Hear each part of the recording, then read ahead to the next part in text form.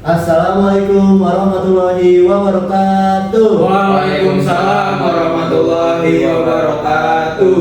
Balik lagi ke podcast PP edisi keempat.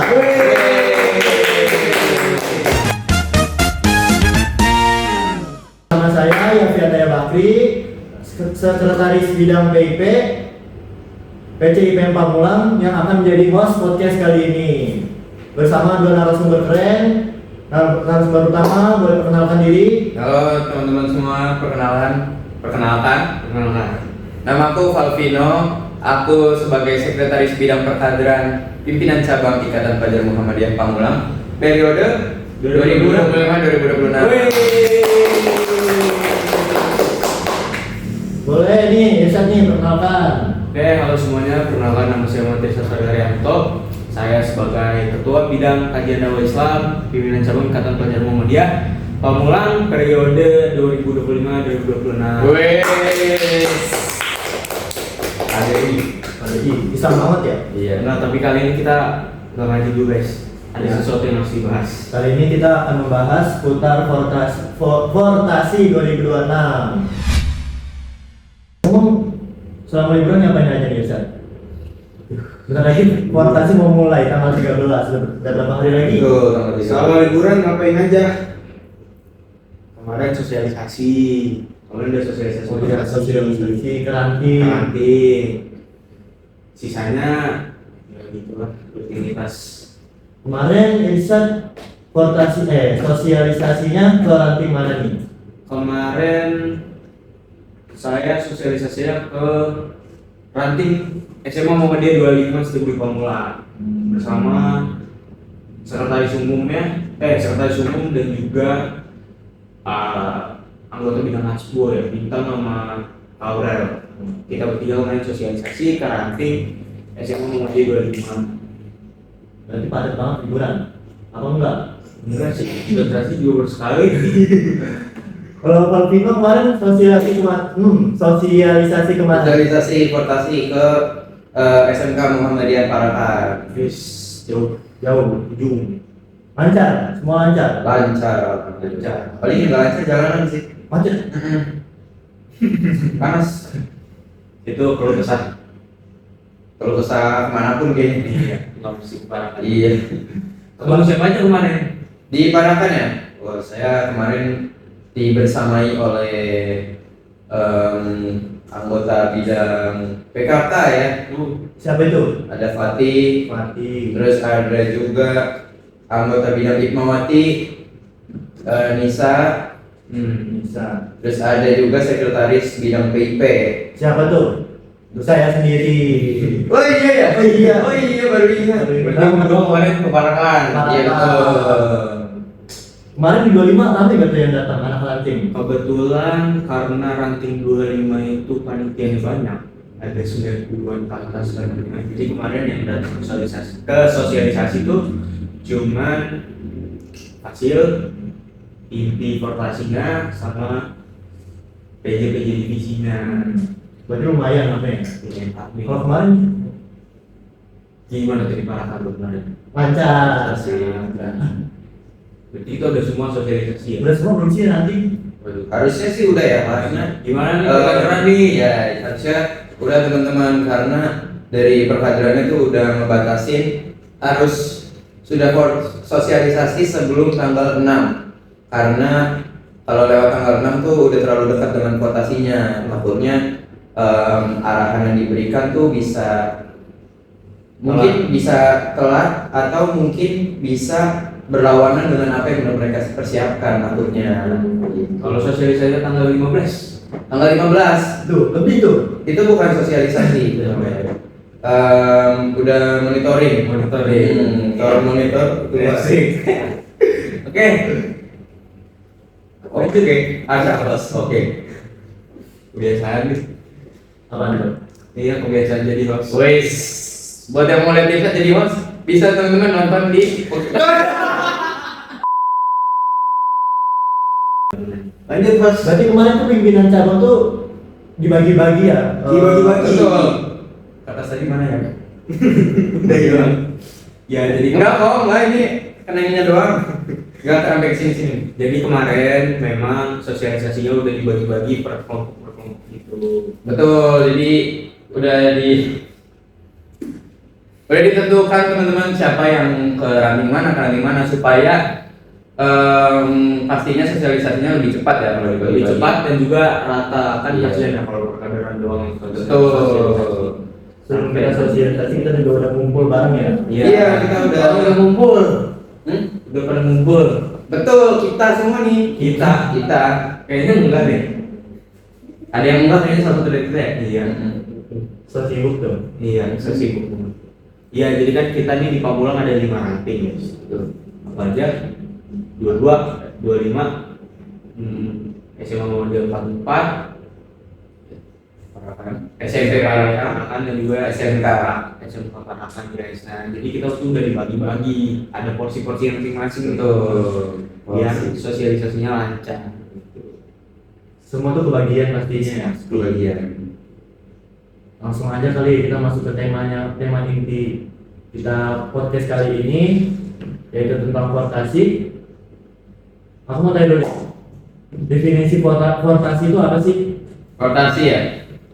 Kalau definisi mungkin kita bisa ini teman-teman melihat dari namanya ya, portasi.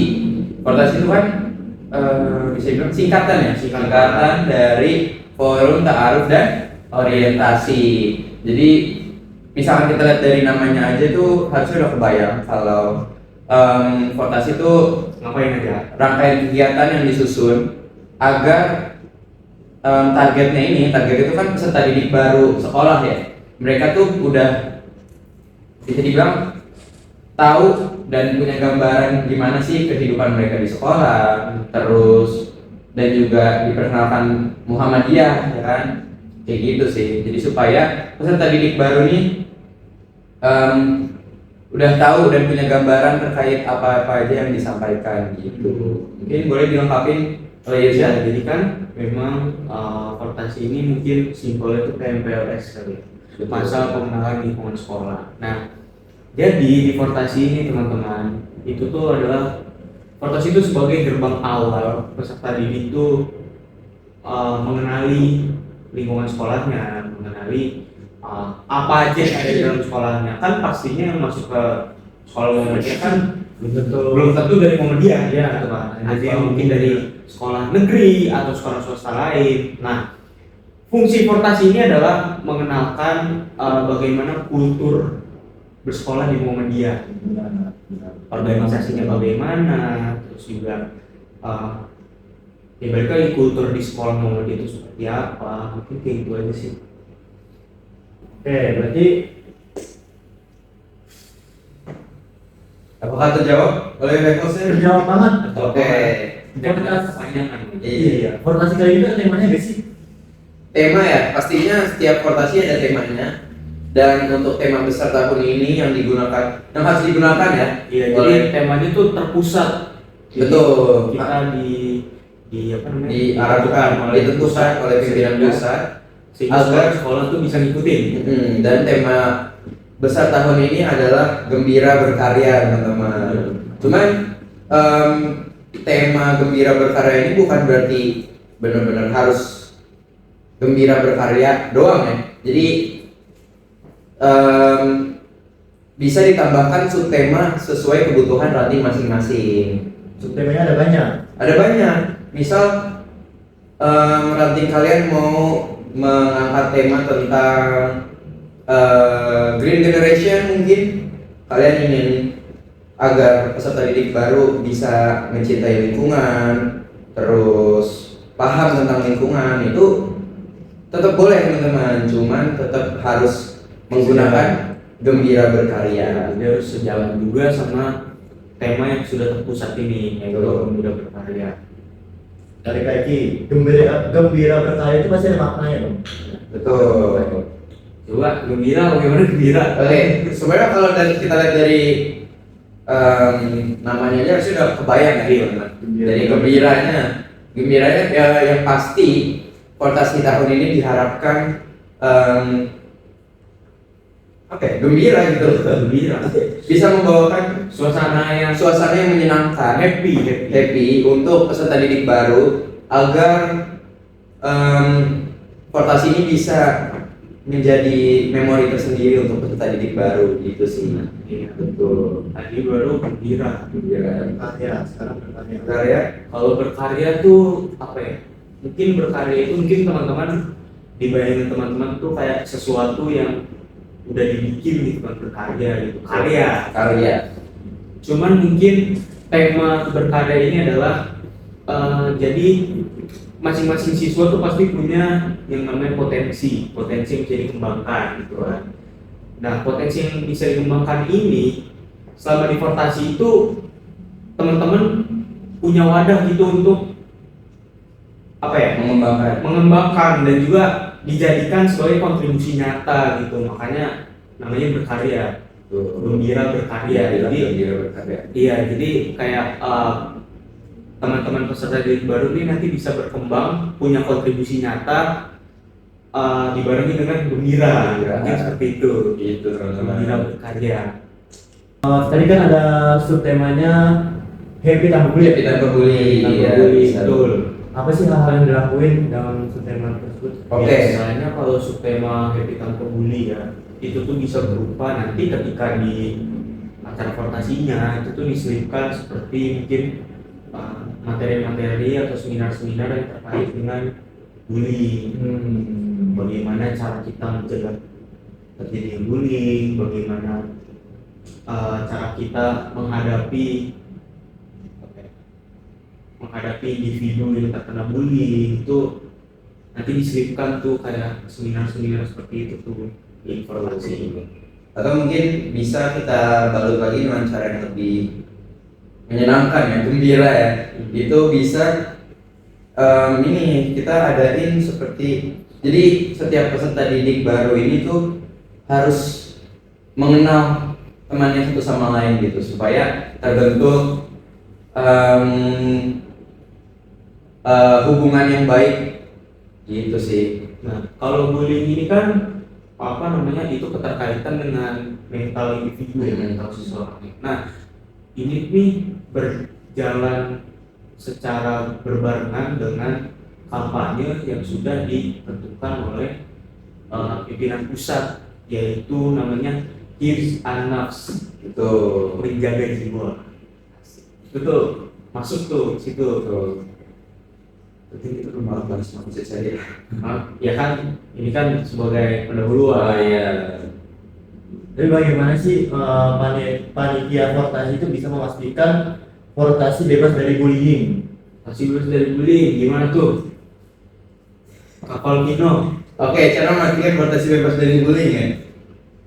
Pastinya perlu adanya pengawasan oleh tim panitia, khususnya fasilitator. Teman-teman, di sini peran fasilitator sangat penting untuk mengawas dan memastikan bahwa setiap peserta Fortasi itu jauh dari yang namanya perundungan atau bullying. Istilahnya fasilitator tuh harus selalu mendampingi para pesertanya agar tidak terjadi Betul. perundungan atau hal-hal yang tidak diinginkan. Dan jikalau memang ada hal-hal yang sepertinya menjerumus ke bullying ini, maka diharuskan untuk menegur dan mengingatkan, seperti itu teman-teman. Berarti buat peserta nih, hal yang wajib dilakukan dan dilarang selama Fortasi Untuk para peserta, para peserta, bukan panitia. peserta Peserta yang dilarang tidak membawa obat-obatan terlarang. Satu, dilarang membawa sajam. Betul, senjata api juga. Senjata api juga. Siapa tahu kan? Dilarang membawa minuman keras. Minuman keras tidak boleh. Dilarang. Segala sesuatu yang dilarang agama. Iya. Tidak boleh. Tidak boleh dilarang untuk para peserta. Apa ya? Cuman untuk spesifik Fortasi ya. Fortasi. Mungkin Tidak boleh membantah panitia. betul. Tapi jangan membantah sih teman-teman. Maksudnya mengikuti aturan yang sudah ditetapkan oleh panitia. Gitu. Jangan Segala yang berbentuk negatif itu tidak diperbolehkan. Iya. Cabut Fortasi, apalagi ya. Terus bolos. telat, Telat. bahkan sekecil telat itu nanti kena sanksi. Iya teman-teman, karena portasi ini kan juga melatih kedisiplinan Betul. teman-teman. Kedisiplinan ini kan juga dibutuhkan nanti ketika sekolah kan. Betul. Jadi gerbang awal melatih kedisiplinan itu juga ada di portasi. Betul. Apa lagi? Berarti tentunya tuh panitia portasi itu harus bikin pesertanya tuh betah mungkin ya. Itu hal yang wajib dan memang agak susah untuk langsung diimplementasikan karena kan masing-masing individu kan beda-beda kan. Ada yang kadang memang dia enjoy, ada yang memang dia tipe orang kabur-kaburan, gak bertahan. Nah disitulah tugas peran panitia portasi itu diperlukan. Biasanya portasi itu berapa hari sih? Jadi oke, untuk pelaksanaan portasi itu seminimal-minimalnya teman-teman dilaksanakan selama 3 hari, tetapi boleh disesuaikan dengan kebutuhan nanti masing-masing. Misal kalian mau ngadain 4 hari atau 5 hari itu juga boleh. Gitu teman-teman. Balik lagi sesuai porsi kebutuhan nanti. Betul. Kalau nanti kalian misal materinya lumayan padat, itu boleh nambah hari gitu teman-teman. Mungkin jawaban pertanyaan udah terjawab. Semisal nih ada panitia atau fasilitator yang melanggar aturan atau galak kepada peserta, apa sih sanksinya? Sanksi paling beratnya itu dinonaktifkan. Itu sanksi paling berat. Karena kan sebagai fasilitator ini ada apa yang boleh dilakukan dan apa yang tidak boleh dilakukan. Kira-kira boleh disebutin nggak apa yang Boleh banget disebutin. Oke, yang boleh dilakukan oleh para fasilitator. Yang pertama pasti 3S. 3S.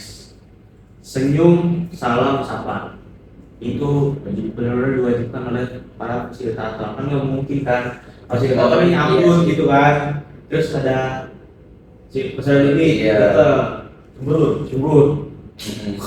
Sogalak Itu sogalak mentang-mentang fasil Iya. kan. Senior, gak boleh. Benar. Kita harus menerapkan yang namanya egaliter, kesetaraan. 3S, senyum, sabar, salam. Jadi ketika nanti ketemu peserta didik tuh, misal peserta didiknya lewat, Iya. bisa senyum atau enggak sapa, halo atau enggak assalamualaikum, Waalaikumsalam. 3S. Terus lanjut, sebagai fasilitator ini kita juga harus nemenin tepat waktu. Betul.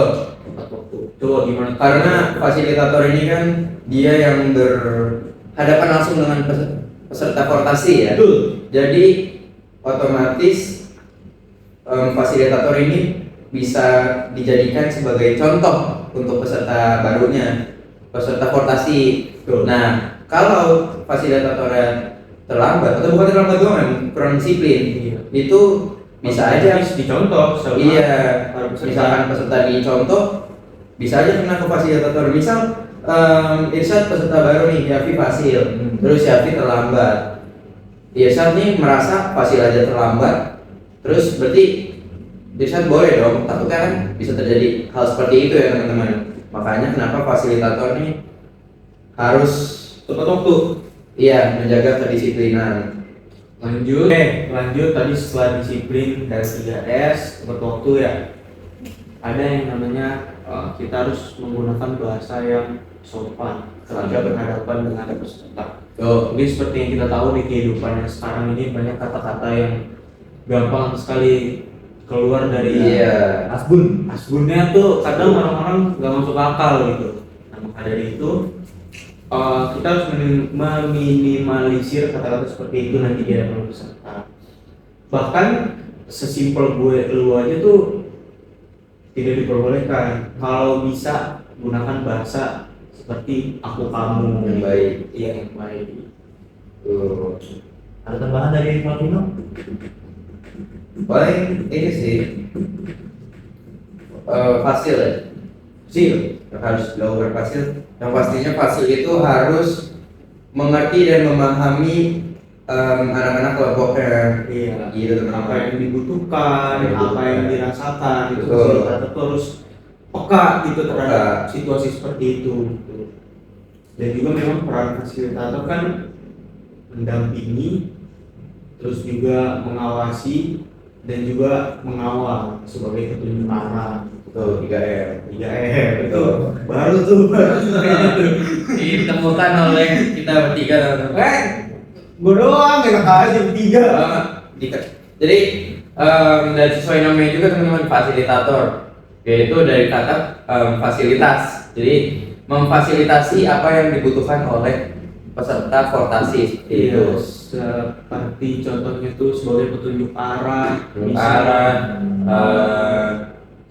jadi sahabat iya, juga, teman, jadi teman, jadi pendengar, terus juga jadi teladan juga. teladan, Karena role model.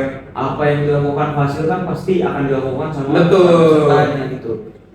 Sebenarnya kalau sebagai role model ini, kalau kita bicara role model itu tuh nggak cuma Fasil, tapi semua panitia yang terlibat dalam portasi tersebut gitu. Itu sebagai role model para peserta didik baru. Tuh. Pastinya kalian ini pernah jadi panitia portasi atau pasti dilatih. Pernah. Apa sih kesalahan terbesar kalian yang harapannya portasi tahun 2026 ini jangan sampai ngelakuin hal yang sama? Buset gue pelaksana Itu bukan pelaksana. Hmm. Ada nggak sih Hah? kesalahan-kesalahan? Rata-rata kalau kita ngebahas terkait ketua pelaksana itu kan lebih ke persiapan, lebih ke teknis itu kan di lapangan gitu. Cuman memang biasanya ada sedikit kesalahan-kesalahan atau keliru-keliruan dari teman-teman yang bekerja di lapangan. Mungkin memang lebih ke biasanya tuh ya teman-teman ya, kesalahan terbesar ketika kita melaksanakan portasi adalah miskomunikasi. Entah itu miskomunikasi antara panitia sekolah atau sekolah panitia ataupun antara panitia dan panitia lainnya. Itu biasanya terjadi miskomunikasi. Dan gimana caranya? Harapan di portasi tahun ini tuh meminimalisir komunikasi miskomunikasi tersebut, dan juga lebih menerapkan yang namanya komunikasi struktural gitu teman-teman. Pokoknya Lanjut nih Bang Om Fido gimana nih sebagai yang sudah Bang Fido gimana yang sudah sebagai 2 kali nih? iya betul teman-teman, jadi aku 2 kali panitia portasi dan dua-duanya menjadi fasilitator. Ya fasilitator berhadapan langsung dengan peserta ya, 2 kali 2 tahun berhadapan dengan peserta didik yang memiliki pastinya sifat berbeda, latar belakang yang berbeda juga. Itu tadi pertanyaannya apa? Ini bagaimana cara gimana tadi ya? Nah, pengalaman jadi mungkin pengalaman Bang Vino jadi fasilitator, kesalahan yang semoga tuh portasi 2026 ini nggak terulang lagi. Kayaknya nggak ada. Nggak ada, berarti lancar. Paling miskom doang nggak sih kalau misi portasi itu? Coba gimana dengan sebagai fasil? Gue ingat satu doang. Apa ada yang nggak kabur nggak sampai kabur lah. Jadi gini. Masuk aja. Oke, jadi paling ini ada cerita sih teman-teman. Momen epic nih. Epic momen kan ada sedikit kesalahan. Bisa di-clip nih, bisa di-clip. Clipper Asik. Clip Ya, aja jadi waktu itu ada peserta anggota kelompok saya ya teman-teman. Waktu itu arahan yang diberikan oleh tim inti adalah peserta istirahat tidak boleh makan di kantin. Jikalau memang intinya siapa tuh? waktu itu Irsyad masih peserta. Oh, Jadi berarti tahun pas Irsyad masuk dan kita satu ruangan dulu. Kita bikin video TikTok. Ya Pas itu ada kan? iya. Oh iya kita. Oh iya. Sama Gigi. Iya. Oh iya. Baru ingat. Jadi baru ingat. Iya, sama. Videonya. Kalau itu dulu. Kocak banget, beda banget. Terus masih baca. Masih pro. Tidak boleh kantin. Tidak boleh ke kantin itu. Boleh ke kantin tapi hanya membeli dan makan di ruangan masing-masing. Tapi waktu itu ada yang malah makan di kantin. Gimana tuh? Rame? Hah? Enggak, cuman berapa orang nih? Circle mungkin Enggak circle. Mesti pokoknya rame, tapi itu satu kelompok. Kita ngomong kan? Iya udah kita gua kalau kesini Waktu itu kelompok aku semua peserta, terus di tiba-tiba ya pasti mereka ditanyain lah, kayak kok makan di kantin, fasilitas siapa, terus mereka kayaknya nyebut my name, and then ditelepon kan sama tim keamanan. Gimana sih Pino? Kenapa? Oh ada, jadi malah dia makan di kantin. Enggak kok, tadi bilang boleh ke kantin, cuman makannya di ruangan. Terus kembalilah mereka, dan ternyata di situ ya ada sedikit infonya, mungkin mereka nggak dengar atau gimana. Gitu sih. Itu yang aku ingat ya. itu antara panitia dan peserta. Iya, cuman pastinya ada lagi sih, cuman lupa. Udah lama. Sekarang udah lulus sekarang ya? Sekarang udah lulus info lokal. Canda IPB canda Makin gagah. Oke nih, selain fasilitator yang udah tadi kita bahas, fasilitator mulu nih kayaknya. bosen mah. Apa aja sih panitia selain fasilitator, struktur panitia kan? Itu ya tuh. Yang pertama tuh ada penanggung jawab. Penanggung Penanggung jawab. jawab itu di atasnya ketua pelaksana. Biasanya siapa sih penanggung jawab? Nah, penanggung jawab ini terbagi dua, bisa dari pihak sekolah dan juga dari pihak umum IPM seperti ketua umum, sekretaris umum, bendahara umum. Itu tuh mereka tuh sebagai penanggung jawab. Nah, tugas penanggung jawab ini adalah mereka nggak terjun langsung, melainkan mereka tuh kayak monitoring, terus juga misal ketua pelaksana butuh nih, mereka bisa konsul ke umum, penanggung jawab ya, atau enggak ke pihak sekolah gitu. Karena nanti di fakultas ini biasanya ada terbagi dua, ada panitia sekolah, pihak sekolah, dan juga ada panitia dari pihak IPM-nya kayak gitu. Nah di bawah penanggung jawab tuh ada ketua pelaksana. Gimana tuh ketua pelaksana? Ya tugasnya. Jadi ketua pelaksana ya pastinya yang memantau langsung dan memastikan sorry. Ketua pelaksana itu kan? Ya ketua pelaksana tuh. Ini aja kenapa nggak lu yang jelasin, kan lu ketua pelaksana transportasi. Oh iya, lupa. Ya, maaf. Jadi ketua pelaksana ini tuh tugasnya guys, dia tuh bertugas itu enggak yang kayak semua gitu ketua pelaksana kerjanya tuh enggak. Jadi ketua pelaksana tuh punya tim-timnya lagi. Ada tim Divisi ya? sekretaris pelaksana. Oke. Tim ketua pelaksana terus Iya. sekretaris pelaksana dan juga ada bendahara. Nah, ketua pelaksana ini adalah bersama dua temannya ini itu tuh ngurus perintilan kayak persiapan Perintilan. evaluasi gitu.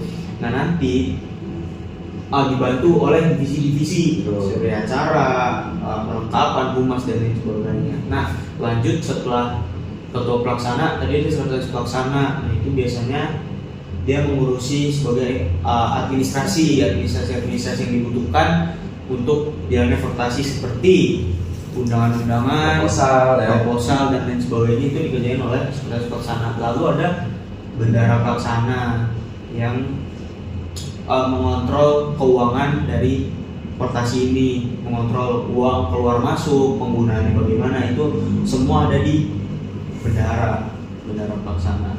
Lanjut ada Master of Training atau MOT. Nah, biasanya itu suka terjadi kesalahpahaman nih antara MOT dan juga ketua pelaksana. Biasanya tuh yang terjadi mereka tuh beranggapan bahwa MOT ini di atasnya ketua pelaksana. Jadi ketua pelaksana pengen putusin apa, itu harus nanya MOT dulu. Padahal ketua pelaksana ini punya hak untuk memutuskan segala sesuatu yang berkaitan dengan acara tersebut gitu. Jadi MOT itu sebenarnya nggak di atas ketua pelaksana, tapi nggak di bawah ketua pelaksana juga. Jadi istilahnya MOT itu sejajar sama ketua pelaksana. Bedanya adalah MOT itu ngurusin timnya sendiri, fasilitator, IoT, terus juga MOG gitu. Jadi kayak berdampingan tapi beda job desk gitu. Nah, coba kalau menurut Bang Vino gimana nih MOT?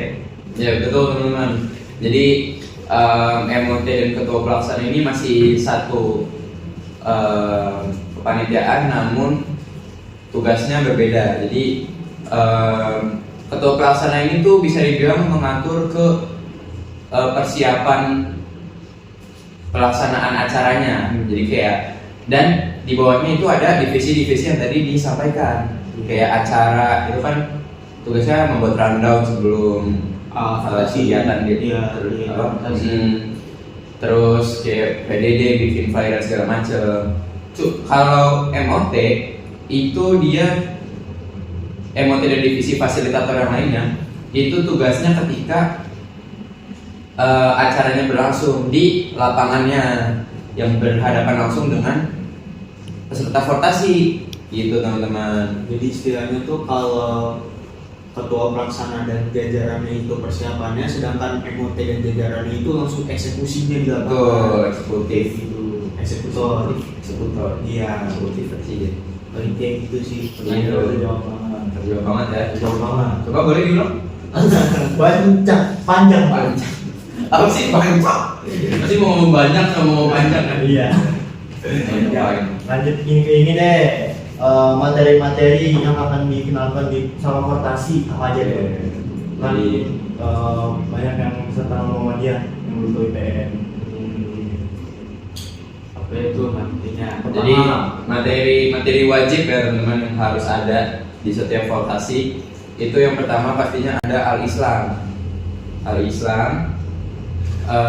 Kemudian ada kemuhammadiyahan teman-teman, karena kan ya vokasi ini kan juga menjadi sarana untuk mengenalkan Muhammadiyah ya kepada peserta didik baru yang mungkin sebelumnya tidak tahu apa itu Muhammadiyah atau nggak ada di sekolah Muhammadiyah. Jadi biar bisa dikenalkan melalui materi kemuhammadiyahan ini.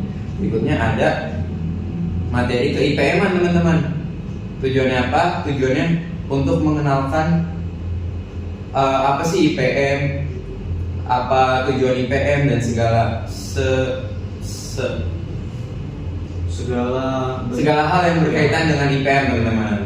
Itu untuk materi wajibnya. Ya, jadi ada Islam, ada Muhammadiyahan, ada IPM-an. Terus juga ada materi-materi pendukung yang memang disesuaikan dengan kebutuhan para ranting. Seperti contoh kayak tadi tuh apa namanya? Psikologi remaja mungkin.